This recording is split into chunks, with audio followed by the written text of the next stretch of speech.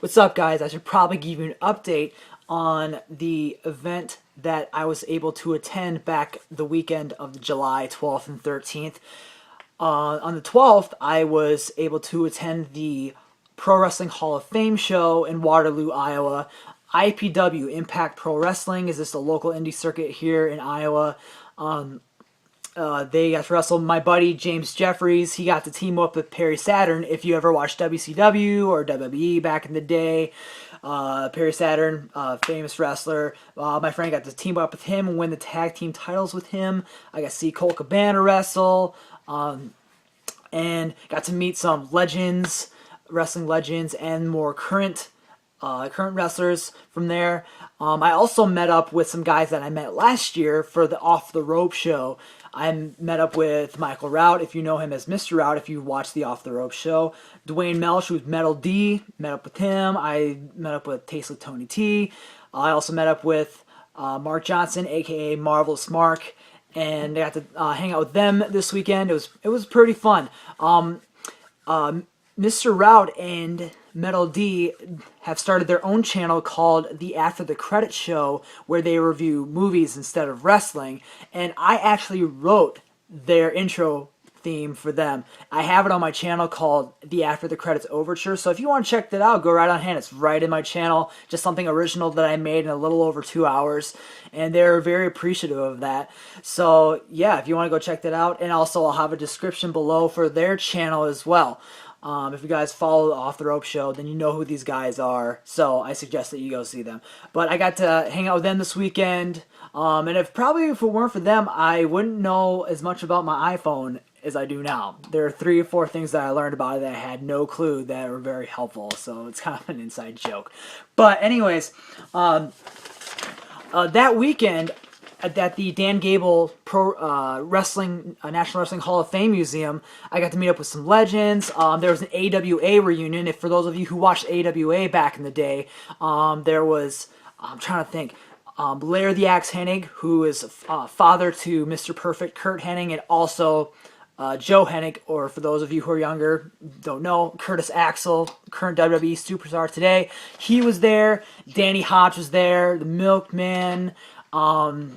Let's see, Baron Von Raschke was there, Jumpin' Jim Brunzell, he was there. They talked about how AWA got started, their experience in it, and it's nice to know about the history of this entertainment sport, and just go back and just see where the heritage comes from, and you have to learn to appreciate the history to enjoy whatever current product there is. That's kind of like my outlook on anything. You have to know the history to understand what goes on today. Last year at this show, at this whole weekend, I met JBL, I met JR, I met Jerry Briscoe. I got to see Dan Severn, and it was just a very fun weekend. Oh, I also met up with Road Warrior Animal. And got to meet up with him, and it was pretty cool. But this year, this is this year's class that got inducted in the banquet that Saturday night, the 13th. We have Chris Taylor. He was inducted. Jim Brunzell. He was part of the AWA, and in WWE, he was part of the tag team The Killer Bees, if you remember him. Ric Flair was supposed to be there. He was supposed to be the main draw, but he wasn't there. You know, at least he got people to show up, I guess. But then I hope I pronounce his name right. But George Napolitano, he received the Jim Melby Award. Bill Apter got this award last year, and so he's there.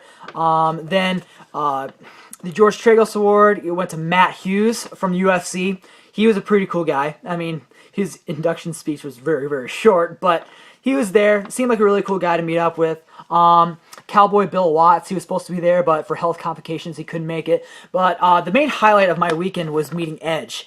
I actually got to meet him that Saturday afternoon when we went through the line and getting autographs and pictures and whatnot. I got to meet up with him. We got JR's Barbecue.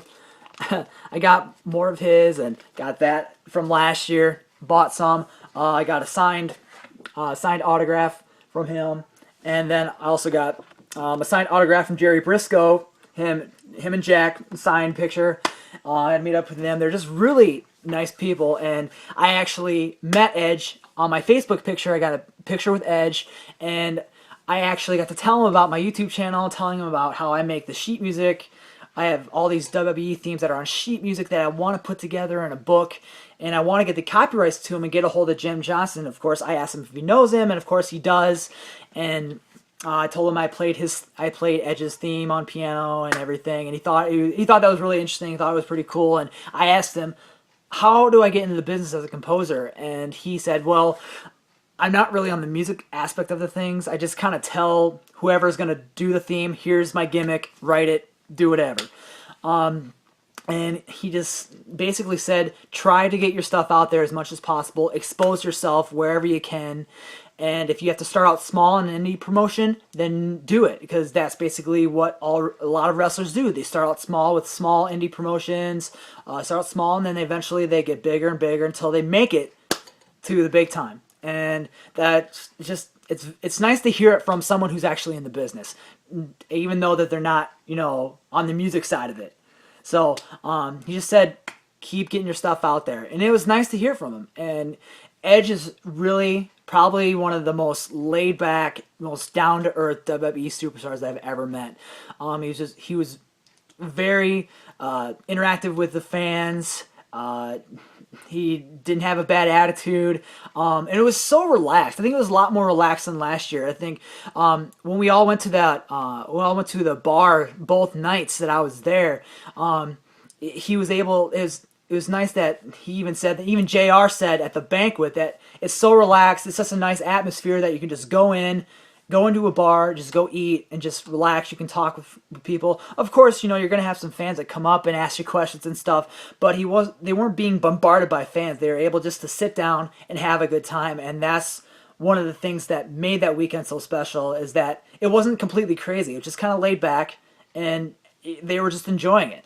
And it seemed that way, and I really enjoyed being there. I enjoyed meeting Edge and everything, and it was just nice to hear from him and get some advice from him.